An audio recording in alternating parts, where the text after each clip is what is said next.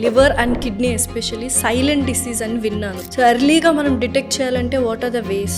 Alcohol తీసుకుంటున్నారు, sugar, BP, cholesterol, thyroid ఉంది, ఇట్లాంటి కామన్ థింగ్స్ మీకు ఉన్నాయి అంటే ఇందులో మనకి బేసిక్గా లివర్ అనేది ప్రాబ్లం ఉందా, అసలు ప్రాబ్లం ఏం లేదా అనేది తెలుస్తుంది. సో లివర్కి స్ట్రెస్ వల్ల ఎంత ఎఫెక్ట్ ఉంటుంది? మన బాడీలో స్ట్రెస్ ఎక్కువైతే దీనివల్ల లివర్ ఫెయిల్యూర్ అవ్వచ్చు.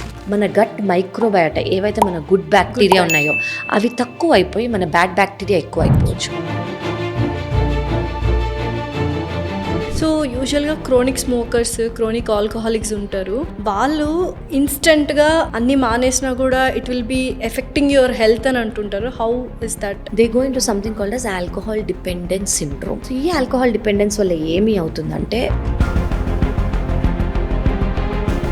సో మీరు ఆపుతున్నంటే ఒక చేతులు వణుకుతాయో, నిద్ర రాదు అన్న చిన్న చిన్న వాటి మీద మీరు ప్లీజ్ ఎక్కువ స్ట్రెస్ లైఫ్ రిస్క్ ఉంటుంది. లివర్ ఫెయిల్ అయ్యే అవకాశం ఉంది.